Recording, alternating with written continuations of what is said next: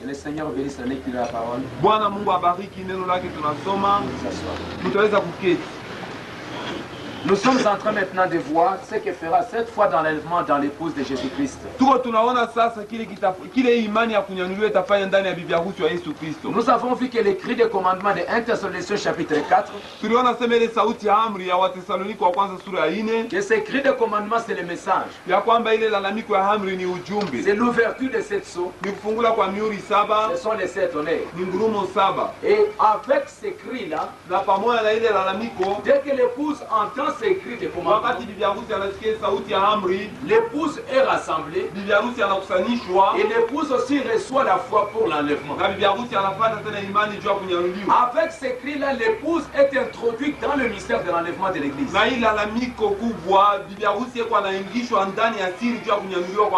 Et comme nous l'avons lu, na kama vile tulisoma et quand l'épouse est rassemblée, ya kwamba wakati bibi harusi anakusanishwa, après cela l'épouse doit recevoir la foi pour l'enlèvement. Nyuma ile bibi harusi anapaswa kupokea imani juu ya kunyanuliwa. Parce que comme le prophète l'a dit, sababu kama vile nabii anasema dans ce message, mwi ujumbe, nous allons d'abord lire tunasoma kwanza dans le message Monsieur que leur-est-il. Mwile ujumbe Monsieur que leur-est-il, à la page 29. Ku page yake 29. Jésus leur répondit, Yesu akawajibu akawambia, parce qu'il vous a été donné, sababu mulipewa, c'est-à-dire aux disciples, manake wanafunzi, parce qu'il vous a été donné de connaître les mystères du royaume des cieux, maana nyinyi wanafunzi mulipewa kujua siri ya ufalme wa mbingu, et que cela ne leur a pas été donné, na baba wakupewa ile les mystères. masiri. Voilà ce qu'est mystère. Tazama siri ni nini? C'est une écriture, ni andiko moja, une vérité qui a été préalablement cachée, ni ile ukweli balifichwa kwanza, et qui est maintenant révélée divinement, alafu hapa sasa banaifunula kwa Mungu, mais à laquelle reste toujours caché un élément surnaturel malgré la révélation. alafu hata vile nafunuliwa kuna bakia mpaka neno fulani ya kiroho ile ufunuo. Les plus grands mystères et les grands mystères sont masiri mkubwa na masiri mkubwa ni haya: le mystère du royaume des cieux, siri ya ufalme wa mbingu, Matthieu 13, 3 à 4. Mathayo 13 mstari wa 13. Le deuxième mystère est le mystère de l'aveuglement d'Israël pendant cet âge. Siri ya pili ni ya kufufuka kwa Israeli mwi wakati. Romains chapitre 11 verset 25. Waroma 11 mstari wa 25. Maintenant le troisième mystère. Sasa siri ya tatu, le troisième mystère, siri ya tatu, est le mystère de la translation des saints, ni siri ya kubadilika kwa watakatifu vivant à la fin de cet âge. Wale beko banaishi mwisho wa hii wakati tuko nayo. 1 Corinthiens chapitre 15, fatana wa Korinto wa kwanza 15, et aussi 1 Thessaloniciens 4, 14 jusqu'à 17. Na tena wa Thessaloniko wa kwanza 10 sura ya 4. kuanzia 14 mpaka Donc 17. le mystère de la translation des saints Hivi siri ya kubadilika kwa watakatifu dans cet âge, hii kizazi c'est un des mystères qui devait être révélé par le message du 7e ange. ni mmoja wa masiri ilipaswa kufunguliwa kwa ujumbe wa malaika wa saba. Il devait nous révéler comment ces choses devaient se faire. Alipaswa kutufungulia namna gani hivi ilipaswa kufanyika. Et c'est nous la première à la page 45.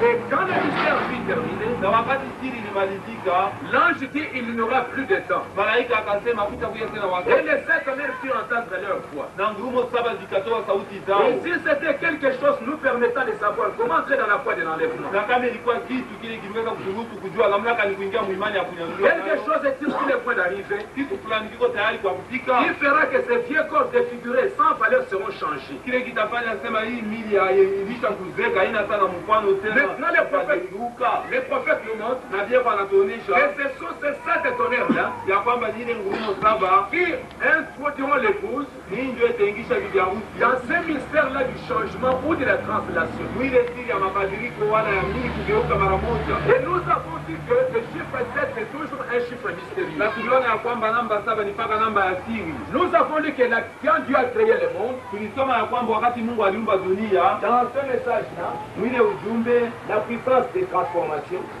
puissance de Dieu pour transformer,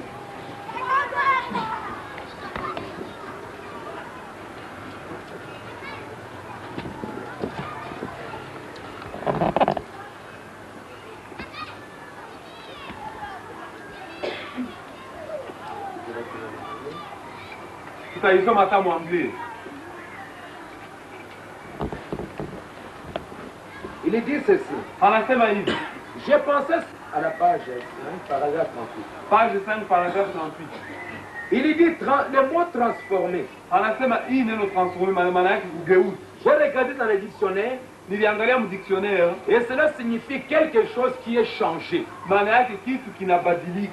Quelque chose qui est changé. Kitu kimoja kile kinabadilika, kinabadilishwa. Et j'ai pensé ce matin dans Genèse chapitre 1. Na nilianza kwanza leo asubuhi mu kitabu ya Mwanzo sura ya kwanza, Ce monde était sans forme hii dunia ilikuwa tu bila mfano fulani ukiwa et c'était vide. na ilikuwa utupu Et les ténèbres étaient sur la terre. na giza lilifunika dunia. Ce n'était rien d'autre qu'un complet chaos. Haikukuwa tu kitu kingine isipokuwa ukiwa tu. Et quand ce monde était dans cette condition-là, Na wakati hii dunia ilikuwa mwili ya kanuni, l'Esprit de Dieu se mouvait sur la surface des eaux.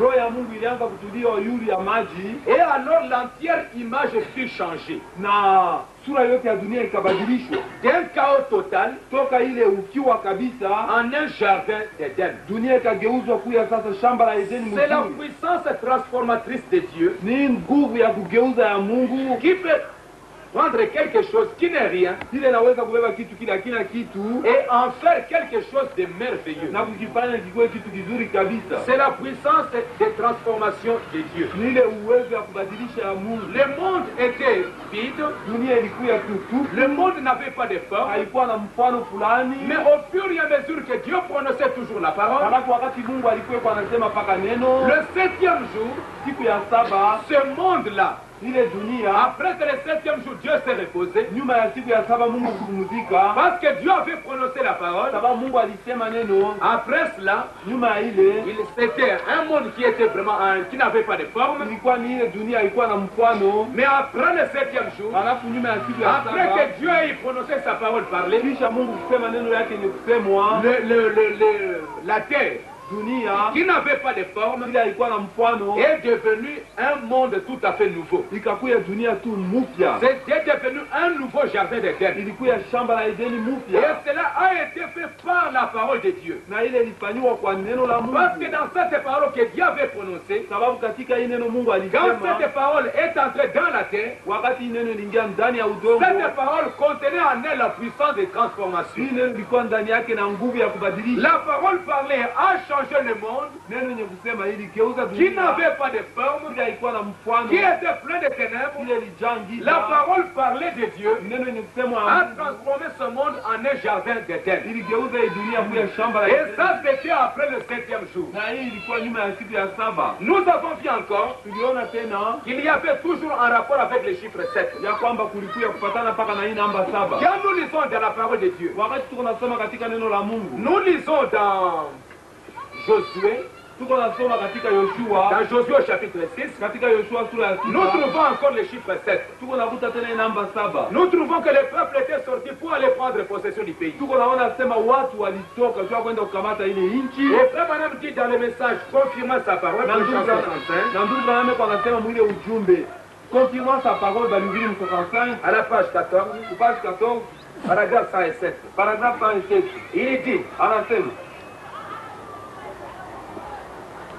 comment pouvait-il entrer dans Jéricho? namna gani waliweza kuingia katika Yeriko? Parce que c'était tout à fait fermé. Sababu ilikuwa mji yenye kufungwa kabisa. Josué s'est demandé, Yoshua alianza kujiuliza, mais il savait que Dieu l'avait conduit jusqu'à à cet endroit-là. alafu alijua sasa Mungu alimuongoza mpaka pa ile pashi pa Yeriko, L'étape suivante appartenait à Dieu. na ile mambo ilifuata ilikuwa ni ya Mungu. Et un jour, quand il était là, Na siku moja wakati alikuwa pale, quand il marchait tout autour, wakati anaanza kutembea kando kando, observant les murs, ndipo anaangalia ile malukuta ya mji, il vit un homme se tenant là avec son épée. akaona mtu mmoja mwenye kusimama kule, yule alukuta na mpanga wake, Et il sortit son épée na akatosha mpanga et wake, allant rencontrer l'homme, na akaenda kutana na ule mtu. il dit, Anasema, qui êtes-vous? wewe uko nani?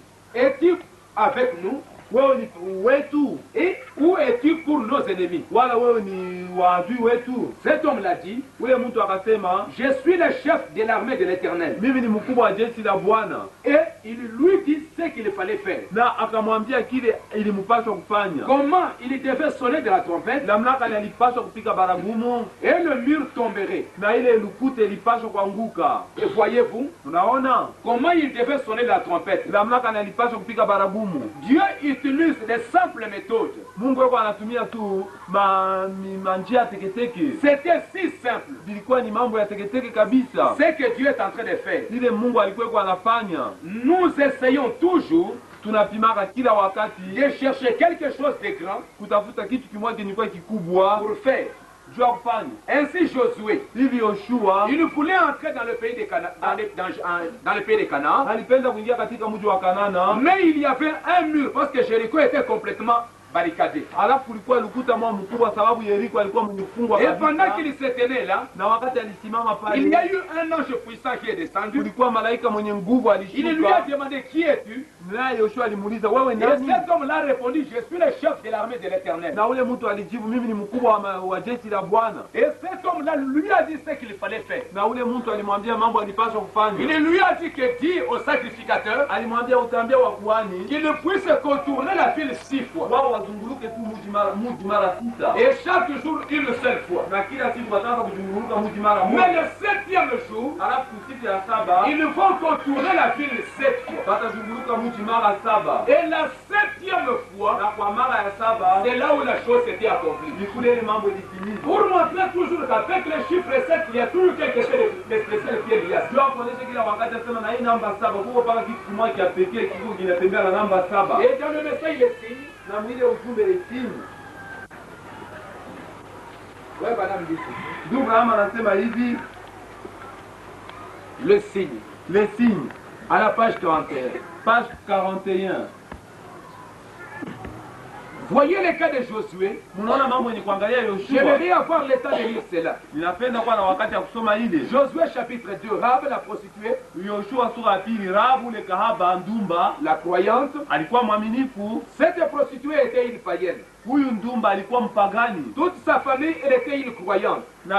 na kwa jamaa yake yote mzima alikuya, Toute sa famille dut se réunir sous les fils cramoisis. na kwa jamaa yake yote mzima alikuwa mwaminifu, na jamaa yake yote mzima ilikuwa kujikusanya chini ya ile kamba mwekundu. Qui était un signe. Ile ilikuwa alama, Ils devaient se réunir là où périr. walipaswa kujikusanya pale wala kufa. Ils avaient entendu parler de la colère de Dieu. Walisikia habari ya kasirani ya Mungu, Ils avaient entendu parler des manifestations et des signes. walisikia habari ya maalama yenye kuonekana na miujiza. Et des miracles que Dieu avait accomplis au milieu de son peuple. Na miujiza Mungu alifanya katikati ya watu wake. Et il fallait qu'elle l'accepte. Na ilipaswa apate kuitika. L'ange destructeur de Dieu allait venir. Ule malaika wa kuharibu vitu wa Mungu alipaswa kuya. Il le savait. Balijua. Josué était cet ange. Yoshua alikuwa ule malaika. Ils étaient mûrs pour le jugement. Balikuwa balisha kuivya juu hapo kupata toutes les nations de ce monde sont mûres pour le jugement de Dieu. Na mataifa yote ya dunia hapa sasa ilisha kuivya juu ya hukumu ya Mungu. Cette prostituée avait entendu dire, huyu kahaba alisikia habari ya kusema, la foi vient de ce qu'on entend. Imani kwa inatokea kubili vile uko nasikia. Elle dit toutes les nations tremblent devant vous. Na akasema mataifa yote kwa inatetemeka mbele yenu wa Israeli. Les espions avaient été envoyés. Wapelelezi walitumwa pour prendre les dispositions nécessaires. Juu ya kubapati kuangalia mambo yote vile inapaswa. Elle honora ces hommes. Na hakaheshimia wale wapelelezi. Et elle désirait être sauvée. Na alitamani sana okolewe. Elle dit que je sais que votre Dieu est le vrai Dieu. Akasema ninajua ya kwamba Mungu wenu ni Mungu wa kweli. Et j'ai entendu parler des grandes choses qu'il a faites. Na nilisikia habari ya maneno makubwa alifanya. Je sais ce qu'il a fait à Og. Ninajua kile alitendea Og et à différentes nations. Na mataifa ingine ya kwa je crois que ceux qui l'acceptent sont sauvés. Ninaona ya kwamba bale beko banamuitika Mungu wenu beko banaokolewa. Et ceux qui ne l'acceptent pas sont détruits. Na wale wamuitike wako wanaharibiwa. Et moi-même je désire vivre. Na mimi mwenyewe ninapenda kuishi. C'est Rahab dit, Rahab akasema, j'ai entendu parler de ces choses. Nilisikia bakusema habari. Je ne vais pas périr avec les incrédules. Sipende kufa na bala baamini. Elle savait que le jugement allait venir. Alijua ya kwamba hukumu ilipaswa kuya. Parce qu'ils étaient mûrs pour le jugement. Sababu walikuwa waisha hivi ya jua hukumu. Alors il lui donnait un moyen d'y échapper. Basi bakampatia namna jua ya kupona kwa ile hukumu. Ce sont les espions. Ni wale wapepelezi. Les autres pensaient wengine wakawazi que leur grande dénomination de Jéricho pourrait résister à la colère de Dieu. Ya kwamba ile mazebu yabo munene ya Yeriko iliweza kushimama kukatirani. C'est ce que beaucoup pensent aujourd'hui. Ni kile wengi wanawaza leo. Oh, Dieu le fera sur ma place là. Oh, Mungu atafanya vile vya kweli. C'est ce que Satan dit à Ève. Ndio kile Satan alimwambia Eve. Oh, Dieu ne le fera sur ma place. Mungu atafanya vile hapana. Il le fera. Atafanya vile. Parce qu'il a dit qu'il le ferait. Sababu alisema ya kwamba atafanya vile. Et que là c'est sa parole. Na ile ni neno lake Mungu. Si un homme naît de nouveau, kama mtu anazalika mara ya pili, voici les signes qui accompagneront ceux qui seront nés de nouveau. Tazama alama ile itaongoza wale watazalika mara ya pili. Certains voulurent ces choses, wengine walipenda hivi vitu. Mais qu'arriva-t-il? Halafu nini ilifika? Ils furent réduits au silence. Wao wakabafunga vinywa vyao. Nous ne voulons pas ici des réunions de réveil. Hatupenda hapa ile maulamukisho ya roho. C'était à Jéricho. Ilikuwa ku Yeriko. Rahab avait accepté la parole. Rahab alitika neno. Il avait accepté le message. Alitika ujumbe. Elle a reçu les espions qui étaient venus apporter les messages. Alipokea wale wapepelezi walikuwa kuleta ujumbe. Mais les autres grandes dénominations qui étaient là, halafu wale wengine mazebu walikuwa kule. Ils ont dit que nous ne voulons pas des réunions de réveil. Wao walisema hatupende ile mambo ya ulamukisho ya roho. Notre dénomination n'accordera pas son appui à ce genre de choses. Zebu yetu haitaweza kushimamia vitu vya aina muna. Nous ne voulons pas de ces bêtises au milieu de nous. Hatupende ile mambo ya pumbafu katikati yetu. Je défends ninakataza à aucun de vous d'aller à cette réunion. Kwa kila mmoja wenu kwenda kwa ile makutano. C'est ça ce que les chefs des églises disaient à leurs croyants ces temps-là. Ndio kile bakubwa wa makanisa balianza kuambia kwa waamini. Nous ne voulons pas de ces réveils là ici. Hatupende mambo ya ile ulamkisho hapa. Nous ne voulons pas de ce que Josué amène là ici. Hatupende ile mambo Yoshua kwa analeta hapa. Je défends aucun de vous d'aller participer à cette réunion là. Ninakataza kila mmoja wenu asipate kwenda kwa ile makutano. Voilà Jéricho bien engagé sur le chemin de la damnation. Tazama Yeriko mwenye kuingia munjia ya laana. Mais il devait y avoir alafu ilipaswa kukuye par là kwa ile quelques-unes de ces personnes wengine katikati ya watu avec leur bande magnétique na mabandi yabo placés là pour les semences prédestinées. Ils allèrent chez Rahab wakakwenda kwa Rahab et lui firent entendre quelques bandes. Na kumpatia kwa mabandi kidogo. Elle fit de sa propre maison une église destinée à recevoir le message. Malgré que Jéricho était barricadé, mais parce que Dieu a fait des semences prédestinées. Amen. Comme il y a des prédestinés là-bas, même si vous avez complètement barricadé, il y aura toujours quelques bancs. Il vont entrer dans Jéricho. Les chefs des églises ne comprendront pas comment c'est entré. Mais il faut simplement entendre que quelques-uns des croyants ont reçu les bancs. Jéricho va être troublé. Ils vont se demander mais comment c'est arrivé ici. N'allez pas écouter ces choses-là. Mais Rahab, qui était un élu de Dieu, a reçu les bandes magnétiques. Elle a appelé beaucoup d'autres personnes. Elle dit venez écouter. Amen. Venez simplement écouter. Mais les chefs des églises, ayant peur qu'en écoutant, leurs croyants vont croire à la parole, ils disent n'allez pas écouter ces bêtises. Je défends aucun de vous d'aller assister à cette réunion-là. Il s'allait chez Rahab et lui fit entendre quelques bandes. Et lui fit de sa propre maison une église destinée à recevoir le message. Le message parfait ainsi, d'une manière ou d'une autre, aux semences prédestinées. Nous ignorons comment il parvint jusqu'à eux, mais il y parvint afin que les justes ne mourissent point avec les méchants. Dieu s'en occupe aujourd'hui. D'une manière ou d'une autre, le message s'infiltre. On ne sait pas comment, mais bien que les dénominations refusent de l'appuyer, il parvient aux semences prédestinées. Amen. Et le message est entré. Le premier jour, ils ont fait le tour. Le deuxième jour, ils ont fait le tour. Et comme les élus avaient déjà reçu le message, ils avaient déjà placé les signes. Le septième jour, parce que c'est la fin, parce que c'est l'achèvement, le septième jour, dans un moyen très simple, Dieu dit simplement à Josué, comme le prophète le dit ici, sonne simplement de la trompette. Ne cherchez pas de grandes choses. Sonne simplement la trompette et le mur va s'écrouler lui-même. Amen. Ça, c'est ce qui s'est passé à Jéricho. Et nous avons lu encore le septième point avec Naaman dans 2 Rois chapitre 5.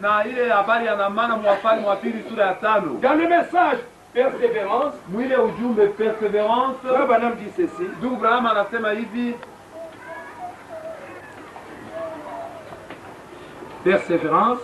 Persévérance, mon anglais, prêché le 13 janvier 63. Il est valubiri mwezi wa kwanza 63 le 13 à la page 26. Page 26. Naaman désirait accepter sa guérison Naaman alipenda kuitika kutunzwa kwake en ce temps-là. Mwile wakati. Mais Élisée lui dit, halafu Élisée akamwambia de sortir atoke et d'aller dans le fleuve Jourdain na apate kwenda mu mto Yordani et de se plonger 7 fois. Na kujitumbukiza mu mara 7. Je peux juste le voir. Ninaweza kumuona Il quitte son chariot, anatoka mugari yake et puis il s'en va. Kisha anakwenda. Et puis kisha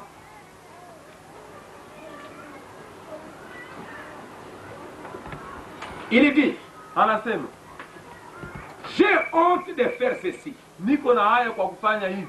D'aller là-bas. Kwenda kule. Il dit, anasema, je ne désire pas faire cela. Sipende kufanya vile.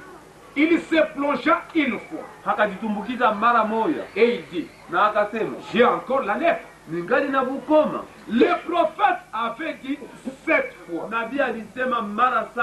C'est juste. Ni haki. Jusqu'à ce qu'il obéit complètement la parole. Mpaka wakati alitii kabisa kabisa neno. Jusqu'à ce que vous l'obéissez complètement. Mpaka wakati utatii kabisa kabisa neno. C'était un bonhomme ce tenant-là. Alikuwa ni mtu mzuri mwenye kusimama pale. Le prophète avait dit, nabii alisema 7 fois. Mara 7. Plonge-toi simplement dans l'eau. Ujitumbukize tu mu maji.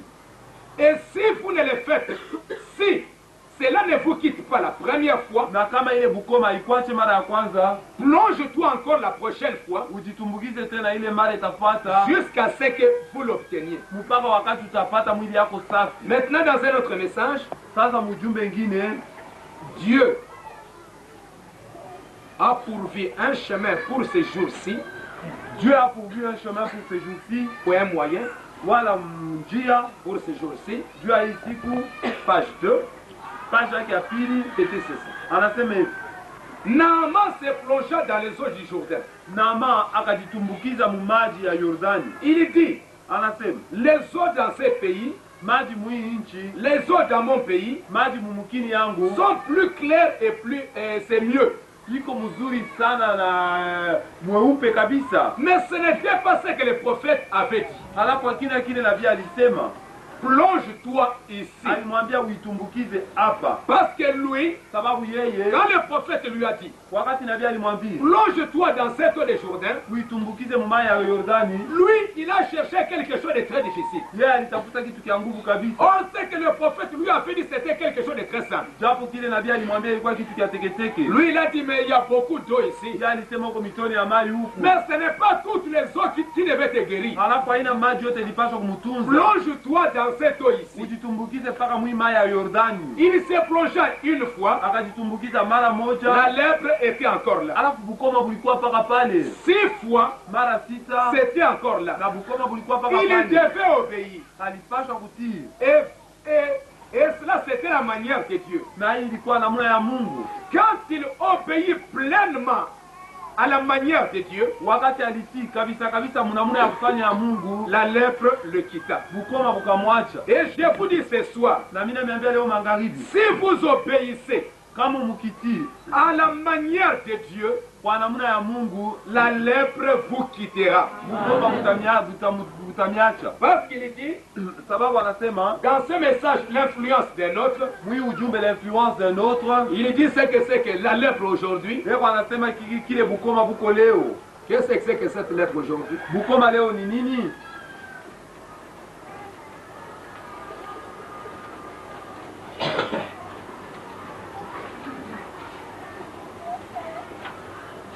Dans le message d'influence, mwile ujumbe influence.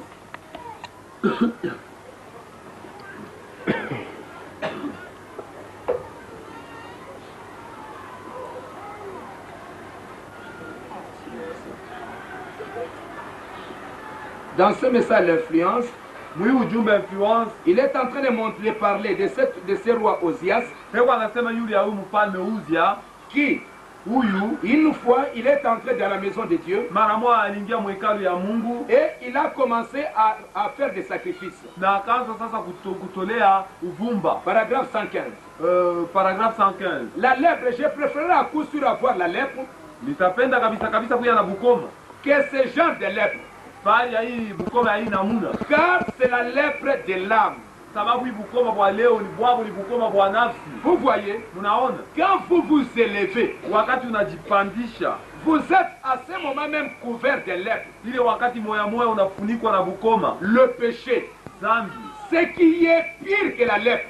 Hii ni mubaya kupita hata bukoma zambi. C'est la lèpre de l'âme. Sababu hii ni bukoma bwa nafsi. L'incrédulité, kutokuamini. Ou le péché, wala zambi, c'est l'incrédulité dans l'âme. Ni kutokuamini ndani ya nafsi. Et si vous ne croyez pas ce que dit la parole, na kama waamini kile neno linasema, vous avez aussi cette lèpre là. Uko vile vile na ile bukoma. Et je vous dis ce soir, na ninawaambia leo magharibi, si vous obéissez à la manière de Dieu, kama ukitii kwa namna ya Mungu, la lèpre vous quittera. Bukoma butamiacha. La maladie vous quittera. Ile magonjwa itamiacha. Tout vous quittera. Vyote vitamiacha. Nous devons en arriver, tunapaswa kufika à la façon de Dieu pour ces jours-ci. Kwa namna ya Mungu juu ya hii siku. Maintenant, sasa, se plonger dans le Jourdain, kujitumbukiza mu Yordani, ne serait pas quelque chose de bien aujourd'hui. Haikuweza kuwa kitu kizuri leo. Parce qu'aujourd'hui, sababu leo, les prophètes, nabii, comme en ce temps-là, kama vile mwili en ce temps-là, c'était cela fait dans le Jourdain naturel. Mwili wakati ilikuwa kwenda kuunawa kuitumbukiza mu Yordani. Mais aujourd'hui, ce n'est pas nous d'aller encore dans le Jourdain naturel pour nous laver la vie. Alafu leo haina kwetu tena kwenda mu Yordani juu kwenda. Là, c'était la manière de Dieu pourvu pour ce temps-là. Ile ilikuwa namna ya Mungu ile alitayarisha juu ile wakati. C'était pour Naaman. Na ilikuwa paka juu ya Naamani. La loi était pour les Juifs. Sheria ilikuwa juu ya Wayuda. La grâce par Christ. Neema kwa njia ya Kristo. Mais chaque âge, alafu kila wakati, à sa partie de l'évangile, alikuwa na kipande yake ya Injili qui avait déjà été prédit. Kile kilikuwa kilishatabiriwa. La Bible est la complète révélation de Jésus-Christ. Biblia ndio ufunuo kabisa kabisa wa Yesu Kristo. Ainsi, ceci est la révélation de Jésus-Christ pour tous les âges. Hii ni ufunuo wa Yesu Kristo juu ya manyakati yote. Et pour cet âge-ci, na juu ya hii wakati, il a révélé dans cette Bible alifunula ndani ya hii Biblia ce qu'il devrait faire dans cet âge-ci. Mambo ile alipaswa kufanya mwii wakati. Et ce qu'il a promis na kile aliaka de faire aujourd'hui, kwa kufanya leo, c'est ce qu'il a fait, ndio kile alifanya, c'est ce qu'il fera aujourd'hui, ndio kile alipaswa kufanya leo, et c'est ce qu'il est aujourd'hui. na ndio kile eko leo. Aujourd'hui, leo, en ce temps-là, Naaman devait se jeter 7 fois dans l'eau. Mwile wakati Naamani alipaswa kujitupa mara 7. Il s'est jeté la première fois, alijitupa mara ya il kwanza, s'est jeté la deuxième fois, la troisième fois, la quatrième fois, mais la septième fois, mara ya saba, quand il s'est jeté dans l'eau, la Bible nous dit que sa chair est devenue comme un jeune enfant. Pourquoi? Parce qu'il avait simplement obéi à la manière de Dieu de faire pour ce temps-là. Toujours le chiffre 7. Maintenant, nous arrivons maintenant à Abraham. Abraham, nous avons lu qu'il est le type de l'église de Jésus-Christ. Et Abraham, la Bible nous dit que c'était un vieil homme. Lisons un peu dans Romains chapitre 4.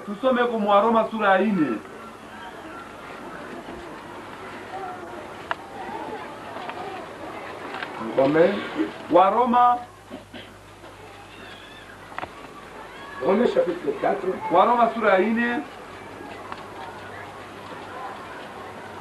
Verset 18.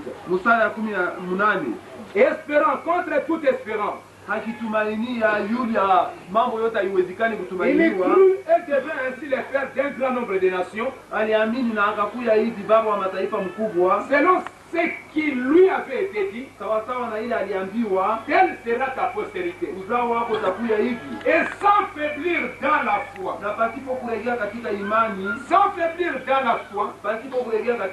il ne considéra point son corps qui était déjà usé, puisqu'il avait près de 100 ans, et que Sarah n'était plus en état d'avoir des enfants. Il ne douta point par incrédulité au sujet de la promesse de Dieu, mais il fut fortifié par la foi, donnant gloire à Dieu, et ayant la pleine conviction que ce qu'il lui promet, il peut aussi l'accomplir. Abraham était déjà un vieil homme, sa femme était déjà une vieille femme, ils étaient incapables de donner naissance à un enfant. Mais vis-à-vis de la promesse de Dieu, Sarah et Abraham n'ont pas douté de la promesse de Dieu. Parce qu'il y a toujours la promesse de Dieu. Et pendant qu'ils étaient là, la dernière fois que Dieu a visité Abraham, le type du 7e âge de l'église, Dieu lui-même est venu dans la chair humaine.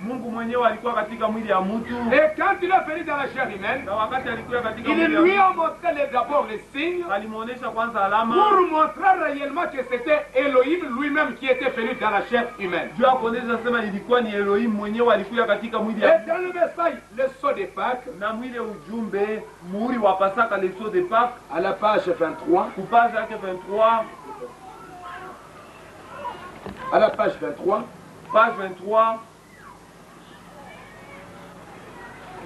à la page 23.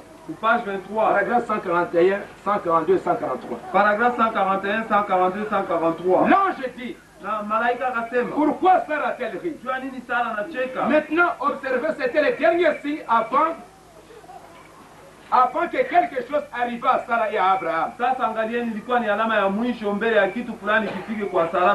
D'abord, c'était le discernement. Pour montrer que réellement c'était Elohim.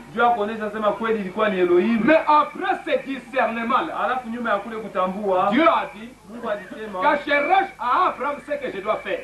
Après que Dieu ait tout parlé à Abraham, kisha Mungu kusema maneno yote kwa et Abrahamu, que Elohim est parti, na Elohim akakwenda, mais ce que Elohim avait dit, alafu mambo Elohim le alisema, message qu'Elohim avait apporté de la part de Dieu. ujumbe Elohim alileta ni Elohim a dit que tu vas avoir un fils à travers Sarah. Elohim alisema utapata mwana kwa njia ya Sara. Abraham a cru dans cette Na parole-là. Abraham aliamini ile neno. Il devait changer Abraham et Sarah Alipaswa kugeuza Abraham na Sara afin qu'ils puissent avoir le fils promis. kusudi bapate yule mwana wa Malako. Il devait changer tout leur système Alipaswa kugeuza mili yabo yote et les ramener à, de nouveau à des jeunes personnes na kubarudisha bapate kuya babiana afin de recevoir le fils. hivi bapate kupokea mwana. La chose suivante, Na mambo ilipata il allait faire, ile alipaswa kufanya, souvenez-vous, ukumbuke, après que ce signe soit pleinement manifesté à Abraham et à son groupe, kisha hii alama kuonekana kabisa kabisa kwa Abraham na kwa nkundi yake, alors la chose suivante qui vint, basi ile mambo ilipata ilikuwa ni c'était le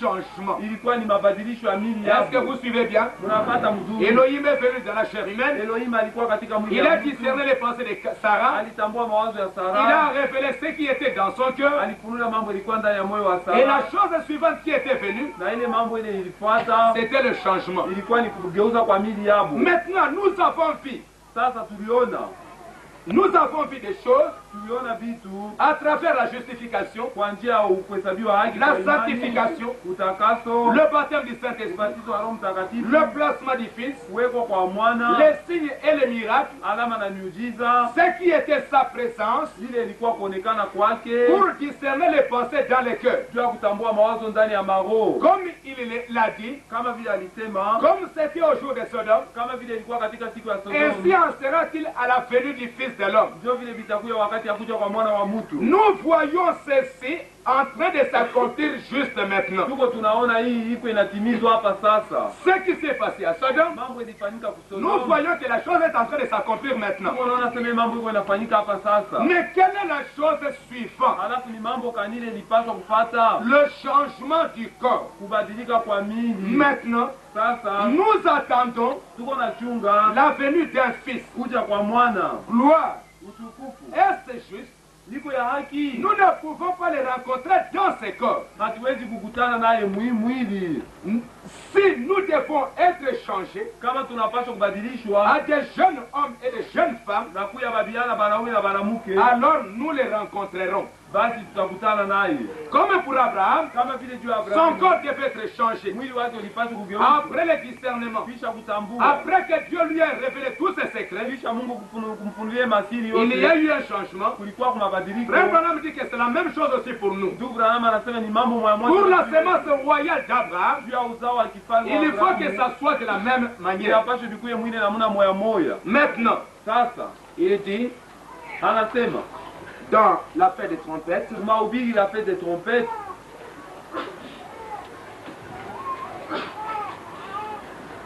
la fête des trompettes, la fête des trompettes,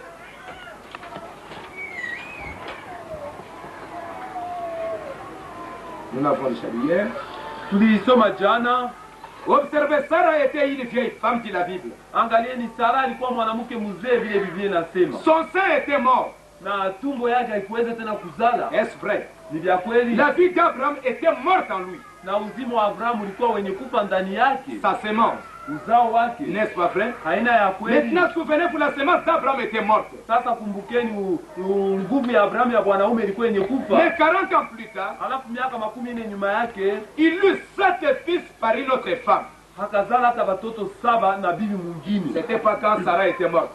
Ilikuwa ni wakati Sara alikufa. Vous savez qu'Abraham, c'était un vieil homme. Mnajua Abrahamu alikuwa mtu mzee. Mais la Bible nous dit, si vous lisez la Bible, Halafu Biblia inatuambia kama mkisoma Biblia c'est que Abraham, après la mort de Sarah, ya kwamba Abrahamu nyuma ya Sara kufa, Abraham a eu 7 fils. Abrahamu akazala tena watoto 7. Mais qu'est-ce qui s'est réellement passé? Halafu ni nini litendeka kwa Lui qui était un vieil homme, qui ne pouvait même pas avoir Isaac. yeye ule alikuwa mtu mzee kuweza hata kuzala Isaac. Mais après Isaac, Halafu kisha Isaac il a eu encore beaucoup d'autres enfants. akazala tena watoto wengine ba mingi. Qu'est-ce qui s'était passé? Ni nini litendeka? C'est parce que Dieu avait changé son corps. Ni juu Mungu aligeuza mwili wake. Lui qui était réellement mort à l'intérieur. Yeye ule alikuwa alisha kufa kabisa kabisa Mais ndani quand yake. ce fils de l'homme là était venu, Halafu wakati huyu mwana wa mtu quand alimtembelea, le fils de l'homme était venu chez Abraham, wakati mwana wa mtu alikuja kwa quand Abrahamu, vu le Fils de l'homme, wakati Abraham aliona mwana wa quand mtu, il a cru à la parole du Fils de na l'homme, wakati anaamini neno la mwana wa mtu, il y a eu quelque chose qui a commencé à se passer en lui. kitu fulani kikaanza kutendeka ndani ya mwili wake. Quelque chose s'est passé tellement en lui Kitu fulani kilitendeka kabisa ndani que yake. tout son système avait été changé. Jina Mungu anasema yeye wote. Abraham est devenu un jeune homme, Na Abraham akakuya kiana. Sarah est devenue une jeune fille, Na Sara akakuya kiana et mwanamke. cela a amené qu'il a eu Isaac, Na ile ilifanya anasema apate et Isaka. après cela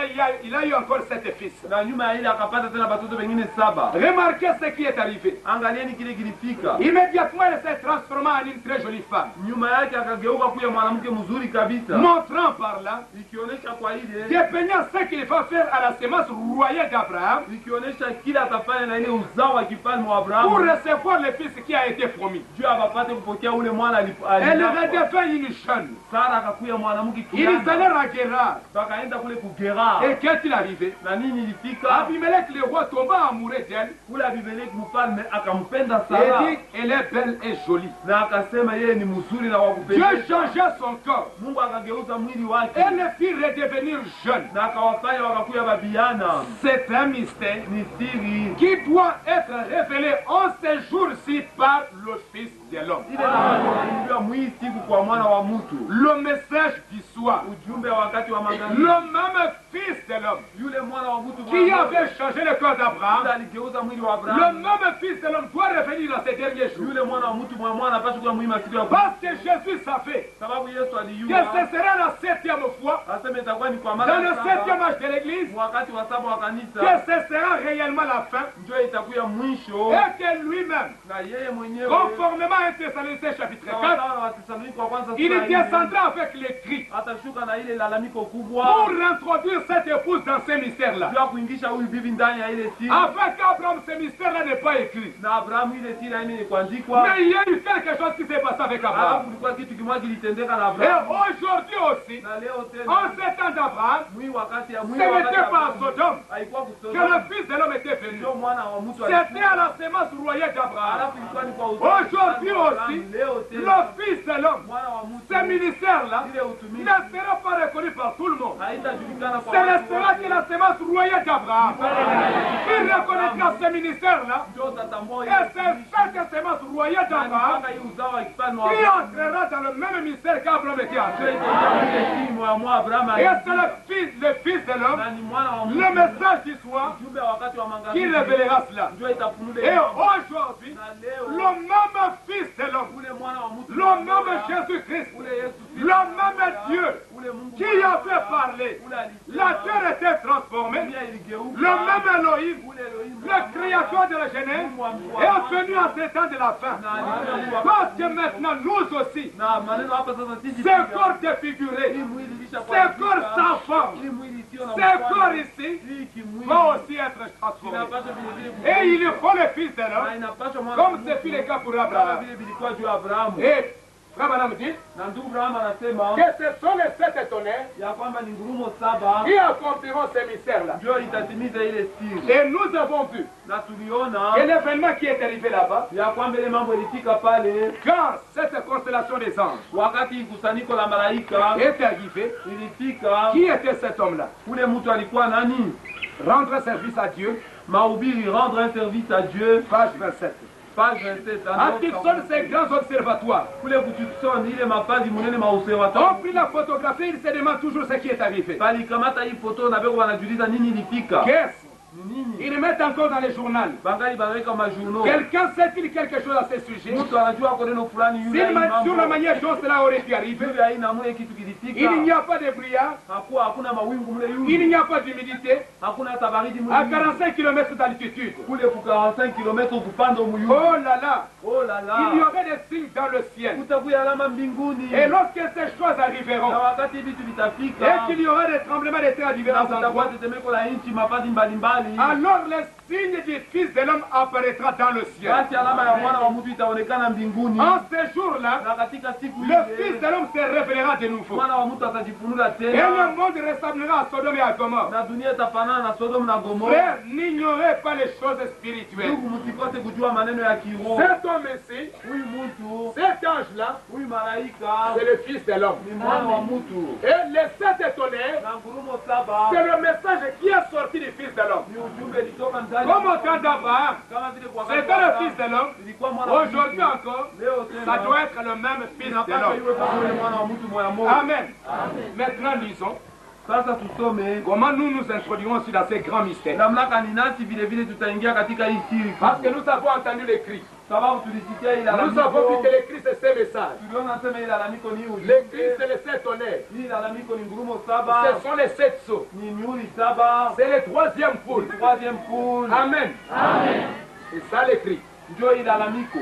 Maintenant, Sasa dans question-réponse, mkesho réponse numéro 3, numéro 3, Frère Branham dit ceci. ndugu Branham anasema hivi. Nous avons vu que c'est un mystère. Tuliona sema ni siri. Frère Branham dit dans mes secrets retils, Ndugu Branham anasema mahubiri yake Monsieur Goloretini. nous avons lu, Tulisoma il dit ceci, anasema hivi à la page 29, kupage yake 29 que le 3e mystère ya kwamba siri ya est le tatu mystère de la translation des saints vivants à la fin de cet âge. ni siri ya kubadilika kwa watakatifu venye kuishi mwisho wa hii wakati. Maintenant, un frère lui a posé la question. Sasa ndugu mwa alimuuliza, Frère Branham, ndugu Branham, veuillez expliquer ikupendeze kufasirie le mystère de la translation de l'épouse. siri ya kubadilika kwa bibi harusi.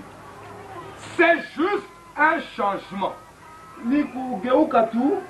Voyez-vous, Unaona nos corps maintenant. mili yetu hapa sasa. Vous savez ce que je veux dire par cela. Mnajua kile mimi napenda kusema kwa hili. Je n'ai pas l'intention d'être sacrilège. Shina na lazima ya na ile mania ya kuya kukufuru. Je ne vais pas dire les nôtres. Sipende kusema mili Je yetu. ne vais pas dire cette église. Sipende kusema paka Je ikanisha. vais dire chaque croyant. Ninapenda kusema kila mwaminifu. Abraham attendait un fils promis. Abraham alianza kuchunga mwana wa Qui Malaki. lui avait été promis. Ule balimulaka. Est-ce exact? Haina vile. L'église attend un fils promis. Kanisa kwa inachunga mwana wa Malaki. L'épouse. Bibi harusi. L'épouse attend le fils promis. Bibi harusi kwa inachunga mwana wa Malaki. Avant que le fils promis puisse venir à Sarah et Na Abraham, mbele ya mwana wa Malaki apate kuja kwa Sara na leur Abraham. corps devait être changé. Mili yako ilipaswa kubadilishwa. Est-ce exact? Haina vile. Elle est trop âgée pour avoir un bébé. Alikuwa mzee kabisa Sara jua hivyo. Elle n'avait pas de veine allée dans son sein. Asikuwa tena na maziba kilari yake. Son sein était desséché.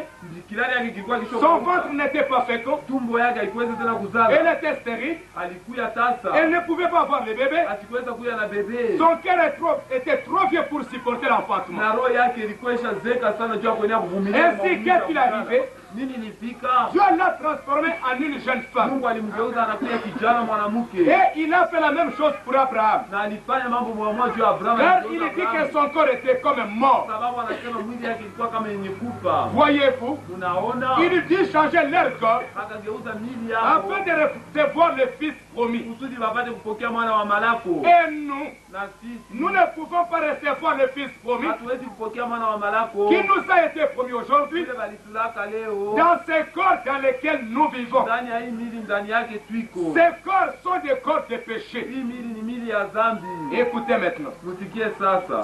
Cette première conscience Hii dhamiri yetu ya kwanza contrôle ces corps njoo iko inalinda hii mwili avec la vue, na kuona, le goût, na kuonja, le toucher, na kugusa, l'odorat na kunuka, et l'ouïe. na kusikia. Et cela nous a tout embrouillé. Na hii Biblia inatuvuruga kabisa. Cette première conscience en tant qu'un homme, Hii dhamiri ya kwanza kama mtu avec la vue, l'odorat, ainsi de suite, na kuona na kunuka na vyote. cela nous a tout embrouillé. Hii ilituvuruka sana. Nous raisonnons et tout le reste. Tuko na waza na vyote vingine. Mais, Alafu, amen, Amen. mais, alafu ces nouveaux corps hii mwili mpya qui vient hii kuinakuya de cette nouvelle naissance toka huku kuzalika mara ya pili. n'ont pas la première conscience. Hapana, ile dhamiri ya kwanza. Celle-ci disparaîtra. Hii dhamiri ya kwanza itapotea. C'est quelque chose d'intérieur qui vit. Kitu cha ndani chenye kuishi. Que tous ceux qui le comprennent disent Amen. Le nouveau corps, Hii mwili mpya vient iko inakuya par la nouvelle naissance. kwa mara ya pili.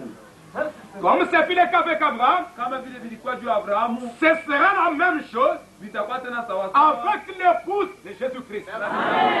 Nous devons être échangés. Tunapaswa kubadilika. Mais ce corps-là, Halafu ile mwili, ce nouveau corps, ile mwili mpya vient iko inakuya, ou commence en nous wale iko inaanza ndani par la nouvelle naissance. ni wakati tunazalika mara ya pili. Ce n'est pas cette vue, Haina hii macho ce goût, wala ce ukukunuka toucher, wala ukugusa cet odorat, wala ukunuka cette ouïe extérieure. wala hii sikio ya Ce nje. n'est pas cela. Haina ile hapana. Cela est voué à la mort et mourra. Hivi vinapaswa kufwa na vitakufa. Mais Halafu la partie intérieure de vous, ile kipande ya ndani yako ici, humu ndani, en dedans, humu à ndani, l'intérieur, mule ndani, c'est la personne qui ne peut pas mourir.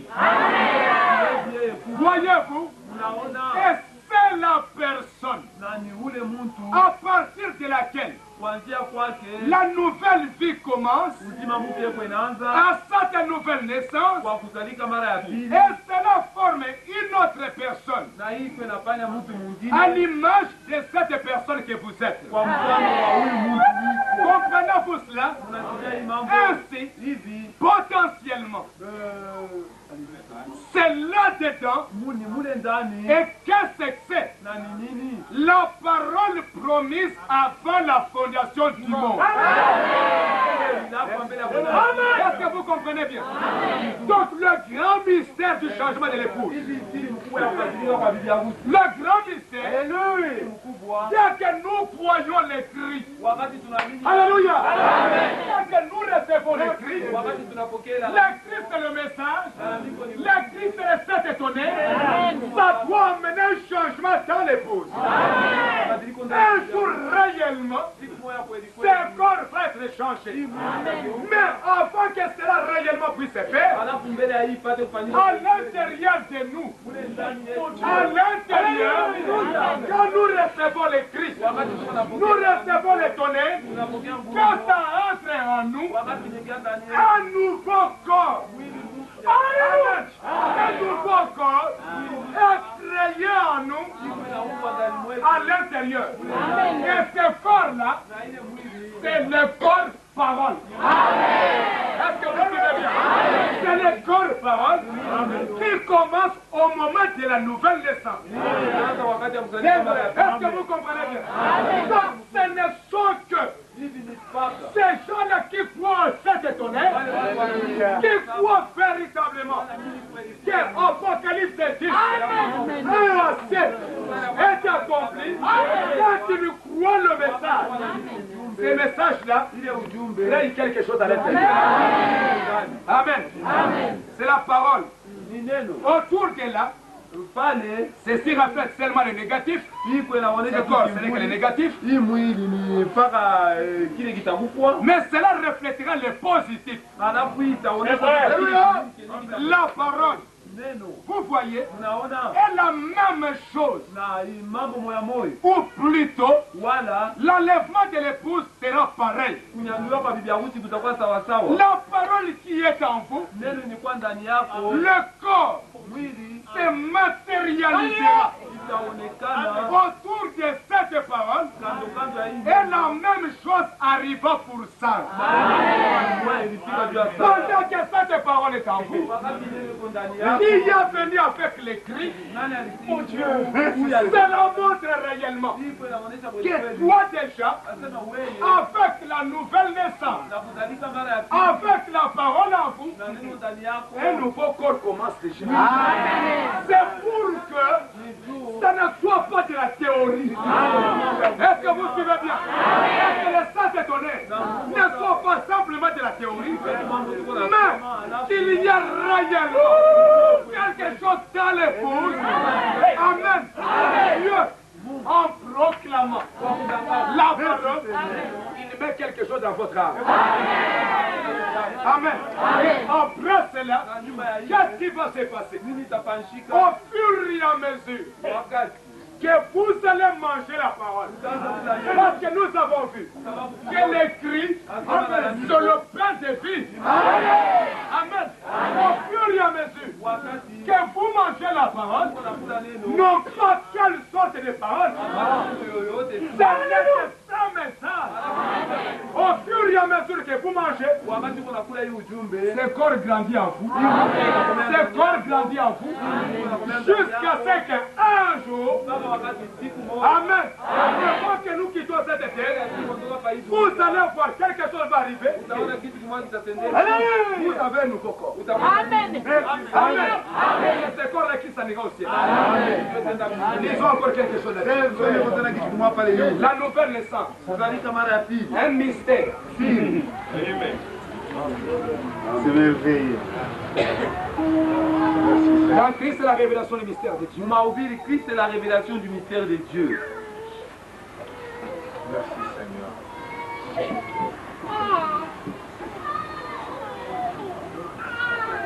Christ est la révélation du mystère de Dieu. Christ est la révélation du mystère de Dieu.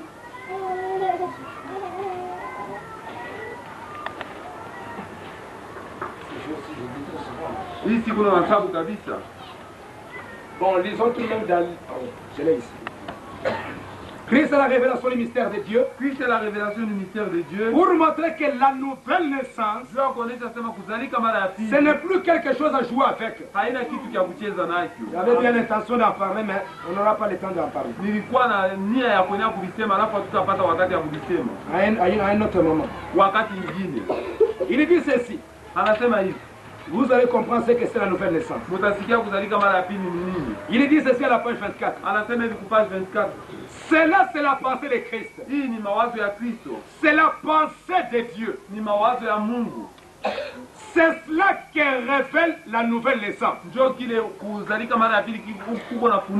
si un homme dit qu'il est né de nouveau et qu'il essaye d'attribuer les promesses que Christ a faites pour ces derniers jours à un autre âge, alors cet homme ou cette personne est aveuglé par Satan. Amen. Vous dites que vous êtes né de nouveau. Le prophète dit, au Apocalypse 10, d'un 1 à 7, c'est accompli aujourd'hui. Quand tu dis aussi là-bas, c'est l'homme que tu es aveuglé par le diable. Est-ce que vous suivez bien? C'est l'homme que tu n'es pas né de nouveau. La nouvelle naissance est la révélation de Christ. Écoutez bien. Dieu vous a révélé ces grands mystères. Et c'est cela la nouvelle naissance.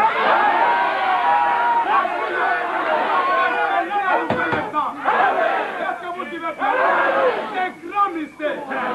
Quel grand mystère? Nous allons voir quel est ce grand mystère. Dieu a fait un dessin, un mystère caché. C'est là Jésus que Jésus parlait à cette église ce matin.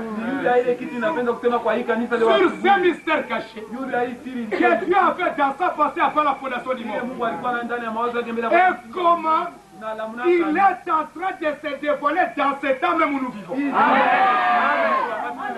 Ce glorieux mystère de Dieu, c'est un secret. Il l'a gardé secret. Personne n'a jamais rien su à son sujet. Les sages eux-mêmes ne l'ont pas compris. Il ne l'a pas révélé. C'est la raison pour laquelle, lors de ce septième mystère, quand le septième son fut ouvert, il y eut un silence. Ce matin, ce mystère-là, qui n'était pas révélé, je vous parle de ce mystère ce matin et vous montre comment ce mystère est en train de se dévoiler maintenant. Amen. Et si vous voyez cela, Dieu vous révèle ce mystère. Quel est ce mystère? Ce mystère, ce sont les sept honnêtes. Ce mystère, c'est le septième saut. Amen. Comment le septième saut est en train de s'accomplir maintenant? Est-ce que Dieu vous révèle cela? Est-ce que vous dites que c'est révélé? Dieu vous a révélé ce grand mystère. C'est cela la nouvelle naissance.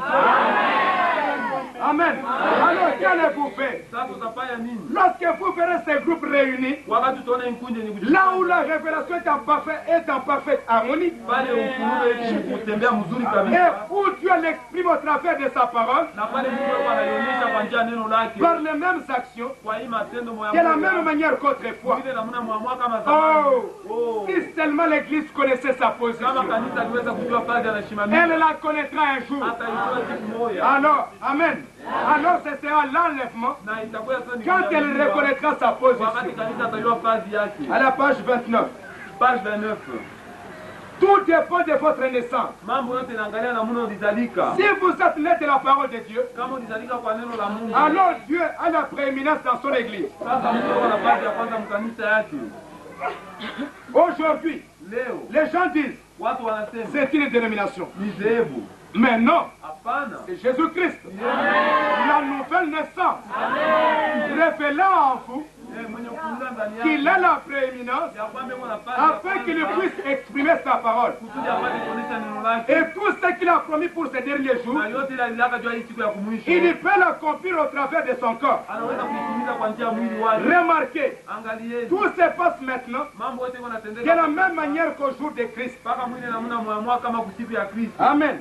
Donc c'est ça le grand mystère. Ndio siri mkubwa hili. Le grand mystère, Siri c'est mkubwa. cet étonné Hii ngurumo saba. si réellement ça entre dans l'épouse Kama kweli kweli inaingia ndani ya et que vous avez la grande révélation na uko na ile de ukweli. reconnaître ce que Dieu est en train de faire aujourd'hui Kutambua mambo Mungu ako anafanya. et que vous voyez ce que Dieu fait. Na unaona kile Tu ne l'attribues pas dans le futur, mais que toi, tu vois ces choses accomplies. C'est cela réellement la véritable naissance. Et alors, il y a un nouveau corps, un processus a commencé à vous, qui vous m'amènera un jour afin que vous soyez complètement changés. Si ce nouveau corps qui vient par la nouvelle naissance, qui vient par la révélation du 7e jour, qui vient par la révélation de la étonné, si ce corps-là n'est pas en vous, vous n'irez jamais au ciel. Amen. Disons maintenant quelque chose. Merci Jésus. Parce que la chose doit commencer par là. Est-ce que vous suivez mes frères? Voilà les grands miracles que les sept ont accomplis dans l'épouse. Union invisible à la page 16. Union invisible, page 36. Il est dit ceci. Anasema hivi. Maintenant, Sasa c'est mon message pour vous, Église. hii ni ujumbe yangu juu yenu nini kanisa. Vous qui êtes une union, Nini wenye kuya muungano, une union spirituelle par la parole, muungano wa kiroho kwa njia ya qui neno. êtes mort à ce vieux mari, Nini wale mlisha kuwa kwa huyu bwana wa zamani, à ce vieux mari dénominationnel, kwa huyu bwana wa à ce zamani, vieux mari de la Pentecôte, wa Pentecote. voir les choses Seigneur simplement de la manière pentecôtiste. Kuona vitu vya Mungu Vous kama devez mourir à ce vieux mari, unapaswa kuwa kwa huyu bwana wa vous zamani. êtes nés de nouveau, Umekwisha kuzalika mara ya pili. n'essayez pas de le déterrer. Msipime kumfufula pale. Il est mort, Alishakufa. ce vieux mari. Huyu bwana mzee wa Si vous zamani. êtes un chrétien né de Kama nouveau, uko mkristiano mwenye kuzalika mara ya pili. ce petit germe Haka kambeko kadogo. qui est prédestiné en vous, Kale kenye kuchaguliwa ndani yako. c'est la parole. Ni neno. Ajoutez à la parole, Kuongeza kuneno. à la parole, à la parole, à la parole, jusqu'à ce que cela devienne Mpaka wakati ile takuya. la stature parfaite de Christ.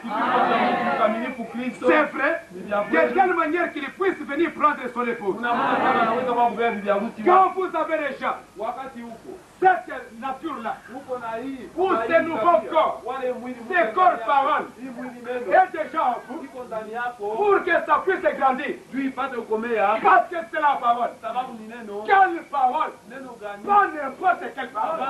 Pas la parole de l'idée, pas de Wesley, mais l'écrit, le message, le saint étonné, le septième saut. C'est ça cet homme-là qui est à l'intérieur. Pour qu'il puisse grandir, Apate kukomea. il faut simplement Inapaswa tu. ajouter le message sur le message. Message sur message. Parole sur parole. Au fur et à mesure que vous mangez la parole. Unakula neno. Parce que l'écrit, Sababu ila sur le plan de vie, au fur et à mesure que vous mangez, wakati uko nakula. cet enfant-là est en train de grandir. Amen. Il est en train de grandir. Mungu anakomea. Lisons encore quelque chose. Tusome tena kitu kingine. Dans le question-réponse. Pour question-réponse. Question-réponse. Pour question-réponse. Question-réponse numéro 4. Par la question-réponse numéro 4. À la page 13. Page 13. Frère Branham dit ceci. D'où Branham anasema hivi. À la page 13. Page 13. Maintenant, Sasa, la nature de l'esprit du Seigneur. tabia ya roho ya Bwana. Mais maintenant, vous ne pouvez être dans deux corps à la fois. Sasa huwezi kuya katika mili mbili mara moja. Il peut y avoir deux natures en vous à la fois. Kunaweza kuya matabia mbili, maasili mbili ndani yako. Maintenant, la nature de l'esprit du Seigneur. Sasa tabia ya roho ya Bwana, Lorsque vous êtes né de nouveau, wakati unazalika mara ya pili, vous n'êtes pas né physiquement. hauzalike mkimwili. Parce que ce corps, c'est un corps spirituel. Sababu mwili ya kiroho. C'est la parole Neno qui est en vous. yenye kwa ndani yako. Lorsque vous êtes né de nouveau, Wakati unazalika mara ya pili, vous n'êtes pas né physiquement hauzalike hivi mtu anazalika comme ce bébé. sawa huyu bebe. Mais ce qui est arrivé, Alafu kile kilifika, la naissance spirituelle kuzalika kwa kiroho est venue vers vous. kunakuya kwako, Et tandis que cette naissance spirituelle grandit dans votre cœur, na wakati huku kuzalika kwa kiroho kuna komea ndani ya roho yako de la part de Dieu, toka kwa Mungu, il y a un corps kuko mwili moja physique ya kuonekana pake hivi. ou céleste qui grandit Hii mwili ya kuonekana ni ya mbinguni, iko inakomea na yo pour recevoir cet esprit. juu ya kupokea huyu roho mwenye kuyo. Et lorsque la vie quitte ce corps, Na wakati uzima unatoka ndani ya hii mwili, elle va dans ce corps-là. iko inakwenda sasa ndani ya ile mwili. Amen. Elle va dans ce corps-là. Iko inaenda ndani Comme ya le mwili. prophète dit, Kama vile nabii au fur et à mesure que vous grandissez dans la parole, wakati uko nakomea katika neno, un jour, siku moja il y aura un changement. kutakuwa Et mabadiliko. frère Branham dit, Na ndugu Branham anasema et ce corps-là où ça se trouve, ile mwili iko wapi? dans question-réponse numéro 6, Pour question réponse numéro 6, à la page 52. page 52. Pensez seulement à cela. Mwanze ko tu kwa ile. Le même Seigneur Jésus, Ule Bwana Yesu moya moja. qui s'est tenu là-bas au temps des apôtres, Ule alisimama pale kwa wakati wa mitume. est ici maintenant. Eko hapa sasa. Et le temps des gentils arrive à sa fin. Na wakati ya watu wa mataifa inafika kumwisho. Un grand mouvement a lieu parmi les croyants surnaturels. Kazi mwa munene iko inatendeka ndani ya Parce que nous Wakristo. croyons que Dieu est ici. Sababu tunaamini asema Mungu yuko hapa. Pensez seulement, Muwaze ko tu votre corps glorifié mwili yako yenye kutukuzwa. se trouve ici même au tabernacle maintenant. Hapa sasa.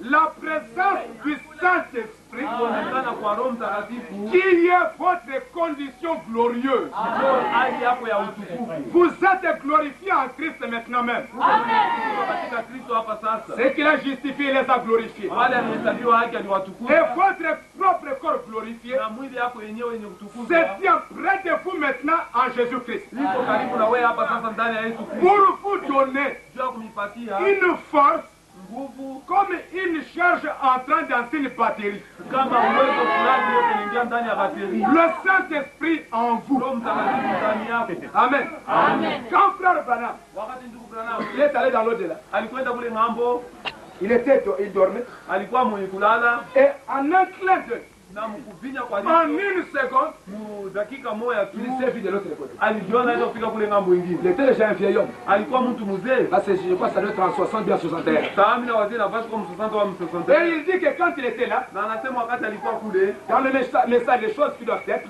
mwile ujumbe, les choses qui doivent être, frère Branham dit, ndugu Branham anasema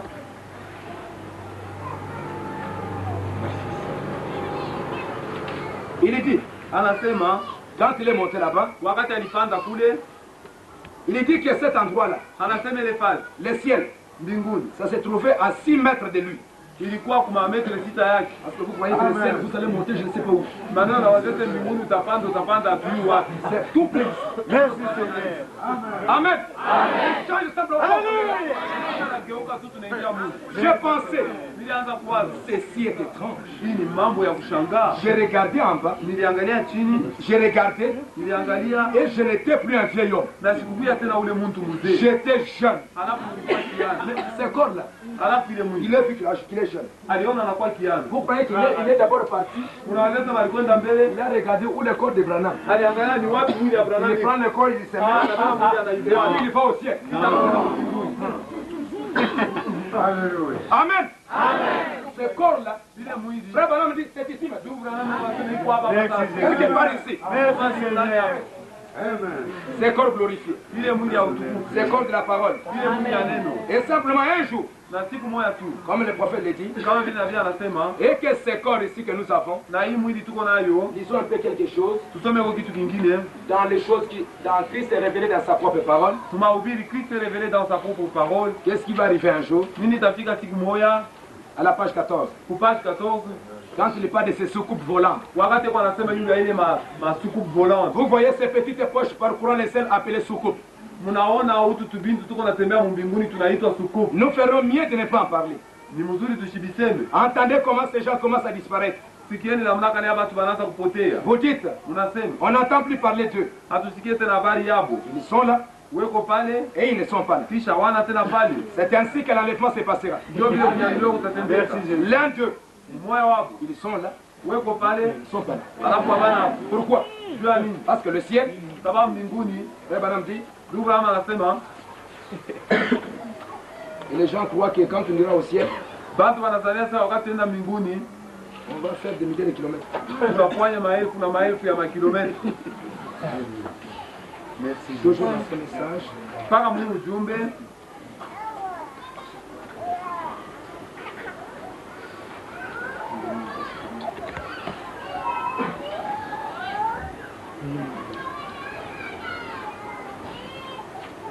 Excusez-moi,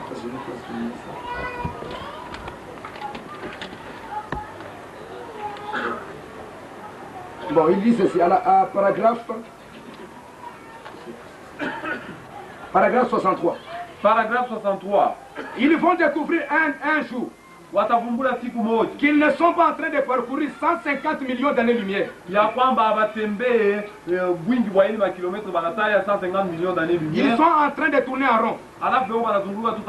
Vous allez découvrir un de ces jours que quand vous allez au ciel, vous ne volez pas pour aller quelque part.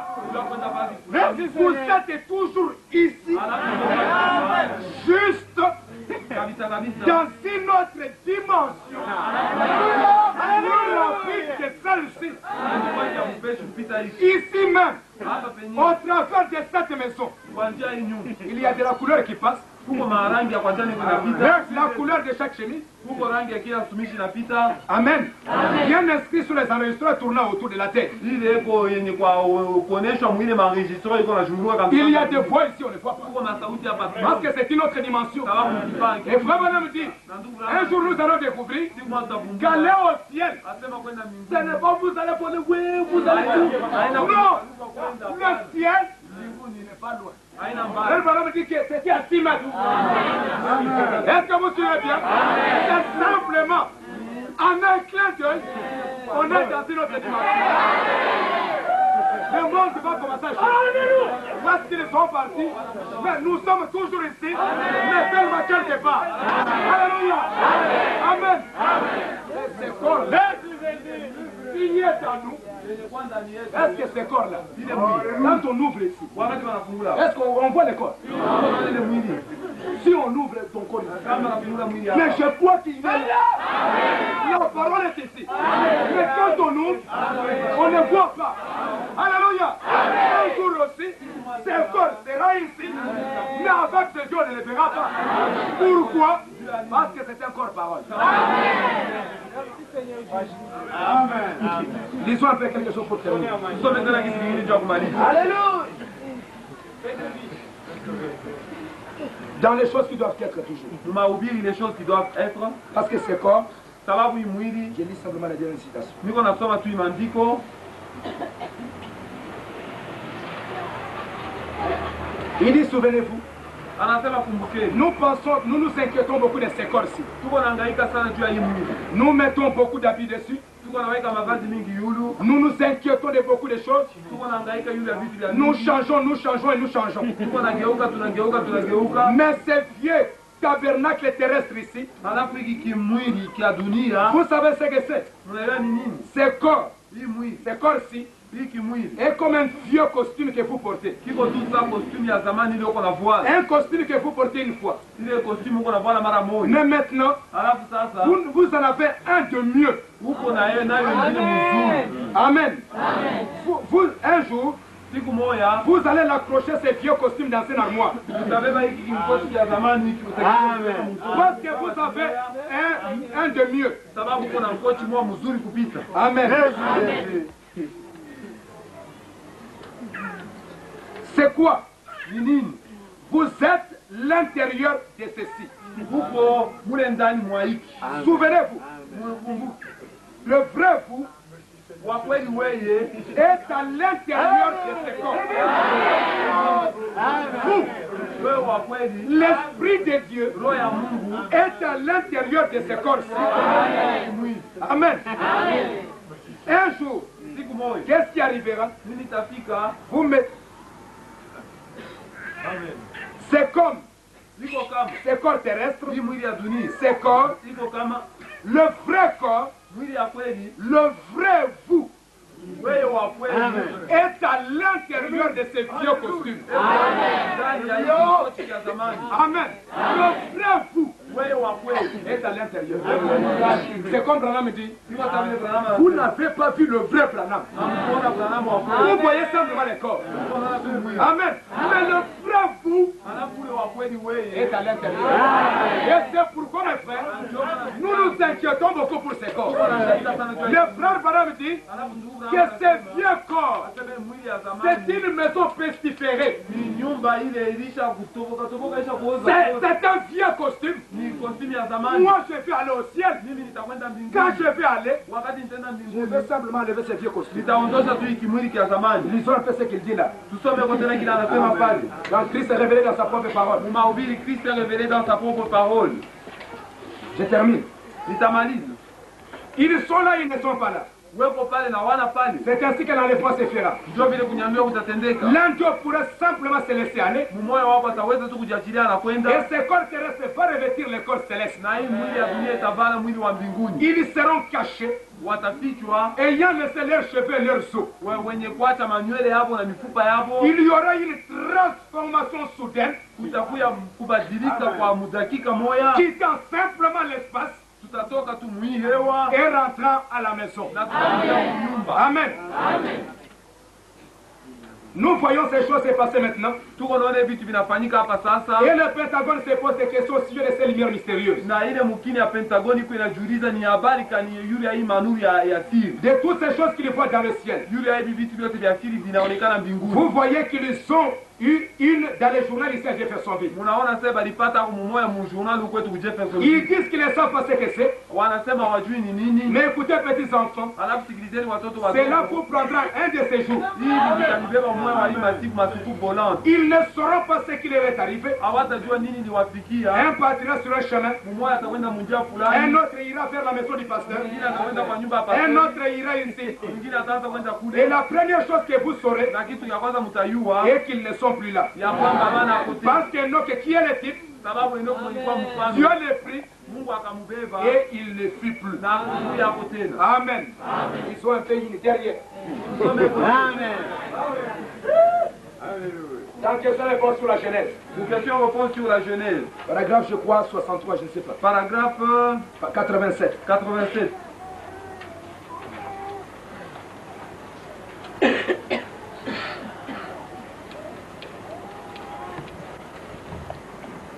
Maintenant, voici la part glorieuse. Au retour de Jésus à la résurrection, ce ne sera pas ce corps-ci. Ce corps alors, cet être surnaturel que Dieu créa au commencement, retournera sur la terre pour devenir un autre corps. Non pas né d'une femme, mais créé par Dieu. Pour ne jamais devenir vieux, ni avoir une ride, ne jamais avoir un cheveu gris sur la tête. Être parfait pour toujours. Alléluia. Oh frère, cela me ferait crier dans une nuit bien chaude. mwile bushiku ya kivukutu. C'est vrai. Ni vya kweli. Oh. Oh. Ces vêtements de chair, Hii mavazi ya mwili je les laisserai tomber. nitayaacha kuanguka. Je me lèverai. Nitalamuka. Je m'emparerai du prix éternel. Nitabeba ile bei ya milele. Amen.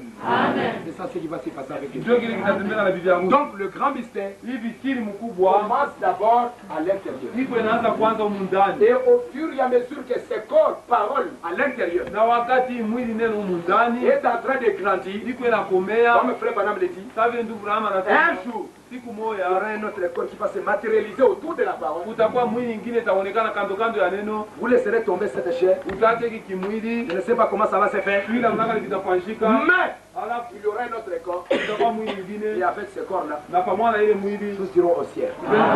Mais après, nous reviendrons sur la terre. Alafu kisha tutakuwa hapa dunia. Il y a beaucoup de choses à dire. Kwa vitu vya vya kusema. Mais je crois que c'est ça ce qui était important. Mimi na wazee sema njoo. Donc c'est pour vous montrer, mes frères, hivi nijua kunionyesha ndugu yangu. qu'avec ce corps parole à l'intérieur de vous, Asema na hii mwili neno ndani yenu. vous êtes introduits réellement dans le mystère du départ.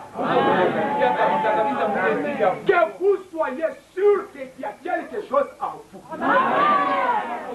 Et quand je parle de tonnerre, ce n'est pas de l'imagination. Mais mon époux, mon mari, a déjà mis quelque chose à l'intérieur de nous.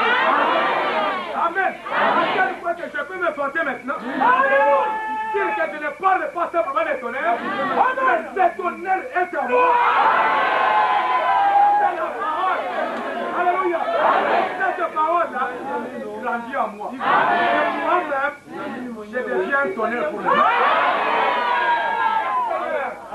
Alors je suis certain, je suis convaincu. Amen. En ces jours-là, j'irai avec Jésus. Seigneur, vous bénisse.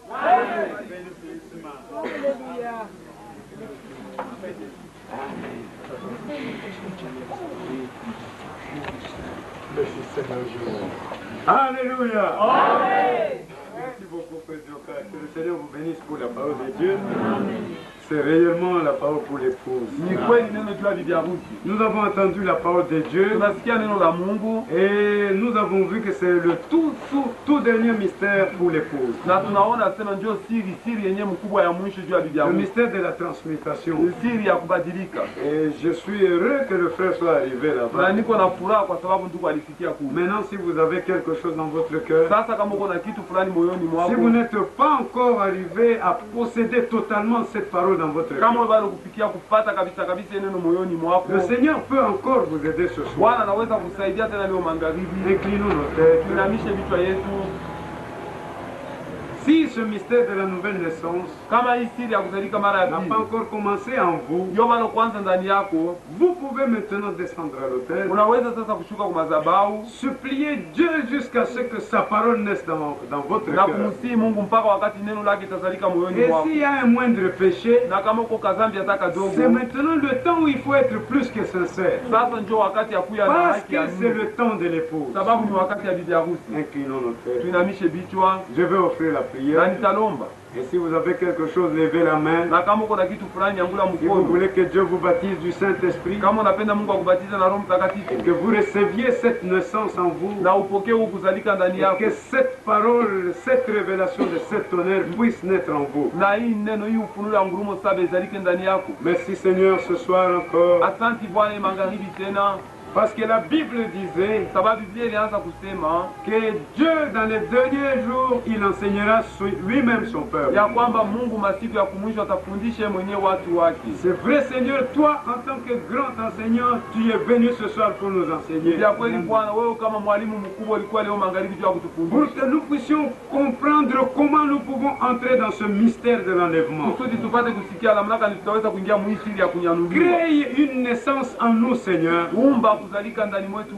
qui nous permettra d'être transmutés et d'entrer dans ce jour là-bas. Tu vois Seigneur, les mains sont levées de partout. Et ces gens, ils pleurent devant l'autel de Dieu. Ils veulent que la révélation de Jésus-Christ descende dans leur cœur. Et que toute incrédulité et toute désobéissance soient exclues de leur cœur. kutokuamini kote na kutokutii kote kondoshe moyoni mwao, et que la sémence de la foi qui vient comme de par les 7 tonnerres na mbegu ya imani ile inakuya kwa njia ngurumo 7 puisse les rendre des êtres nouveaux. ipate kuwafanya bawe viumbe vipya. Parce que la Bible dit que quand un homme entre en Christ, Sababu Biblia inasema wakati Mungu tu il anaingia katika est une nouvelle créature et il est passé de la mort à la vie. na amekwisha kupita toka lufu Fait que beaucoup ressuscitent encore ce soir par le Bali anasema Saint-Esprit wengi wafufuke leo magharibi kwa Roho et Mtakatifu qu'ils meurent dans ce vieux corps na qui ne wapate servent à kufa rien. ndani ya hii mwili ya zamani haina na mafaa. Merci Seigneur pour cela. Asante Bwana juu ya hili, Parce que tu nous as envoyé le prophète pour nous révéler ces kwani choses. ulitutumia nabii juu ya kutufunulia hivi Et tu vitu, nous as envoyé cette colonne de feu qui demeure na avec nous. ulitutumia nguzo la moto yenye kukala pamoja na sisi. Bénis le serviteur que tu as utilisé. Bariki mtumishi ulitumia. Merci Seigneur Asante Bwana pour tout ce que nous avons entendu ce soir de ta juu ya vyote révélation. tulisikia leo magharibi yule ya ufunulo Guéris wako. aussi les malades qui sont parmi nous. Tunza tena wagonjwa wenye kuwa katikati Parce que la yetu. Bible dit qu'il a envoyé sa parole et sa parole les a guéris. Sababu Biblia inasema alituma neno lake na neno lake libatunza. Oh Seigneur, accorde ces choses. Oh Bwana utupatie hivi vitu. Conduis chacun dans sa maison. Peleka kila mmoja ndani ya nyumba Remplis yake. chacun du Saint-Esprit. Jaza kila mmoja na Roho Afin que nous Mtakatifu. puissions dire en route Kusudi tuseme munjia. que nos cœurs ne brûlaient-ils pas pendant qu'il nous parlait. Mioyo yetu haikuanza kuungula wakati alianza kusema na sisi. Merci Seigneur au nom de Jésus-Christ. Asante Bwana mjina Yesu Kristo. Amen. Nous avons terminé notre réunion de ce soir Tunamaliza mkusanyo wetu wa leo magharibi et nous rentrerons à la maison. na tutarudia